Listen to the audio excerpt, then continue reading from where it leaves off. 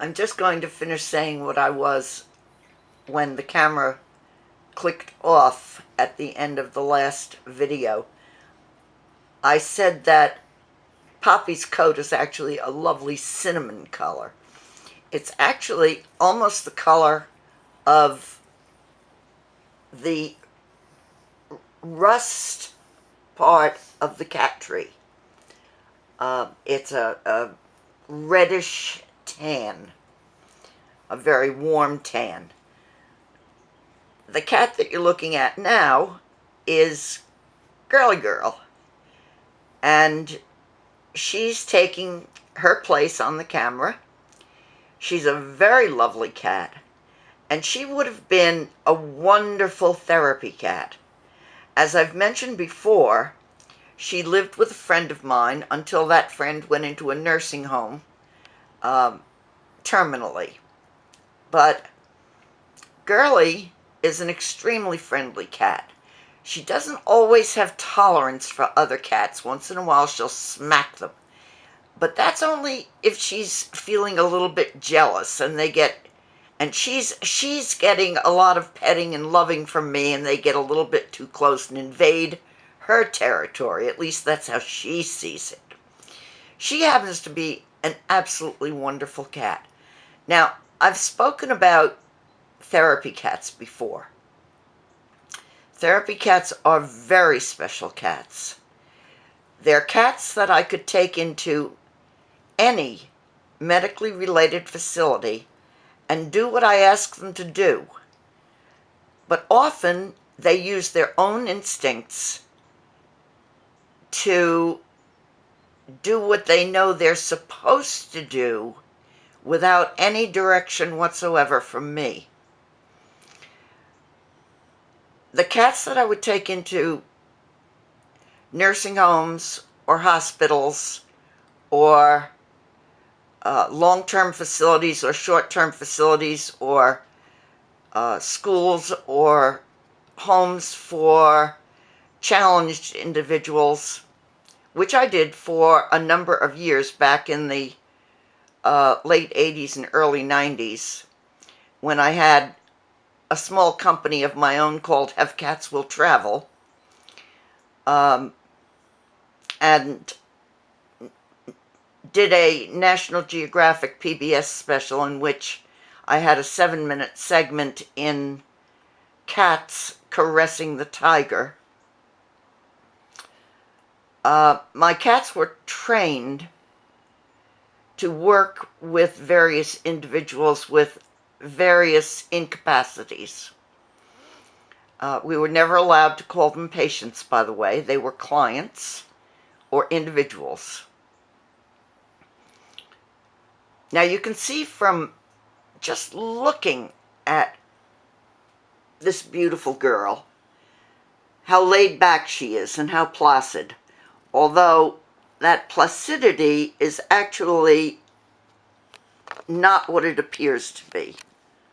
Excuse me a second, I've got Cha-Cha on my lap pushing her nose at the camera. Alright, this should be better. Here we go.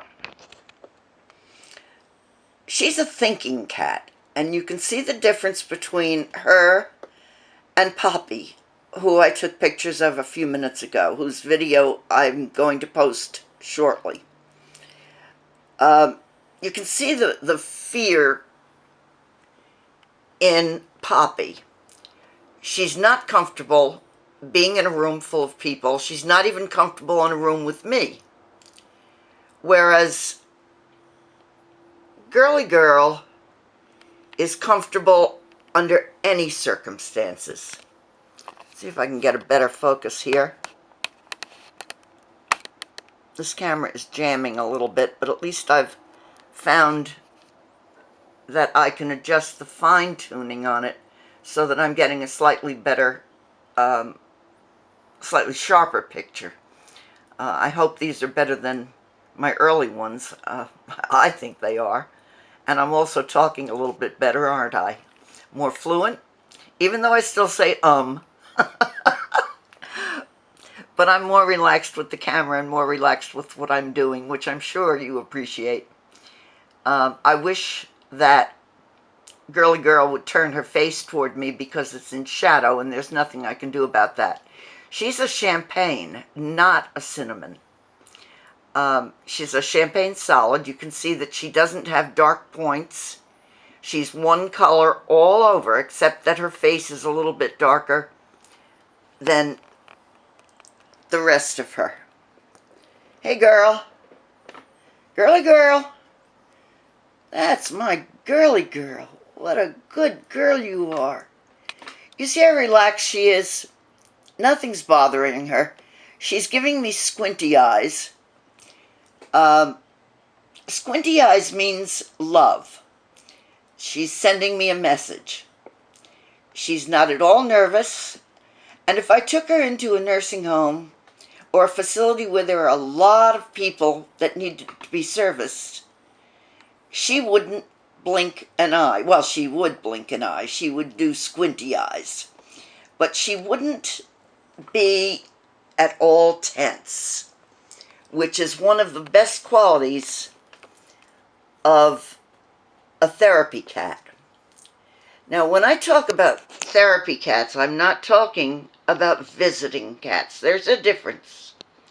The Tonkinese are among the very, very best therapy cats because, first of all, they're so smart. They're one of the smartest of the cat breeds, and I think they get that from the Siamese, which, in my opinion, Siamese are the smartest of the cat breeds. I think they get their sense of humor from the Burmese, because the Burmese are the clowns of the cat fancy. And they do have a sense of humor. Tonkinese will play tricks on you.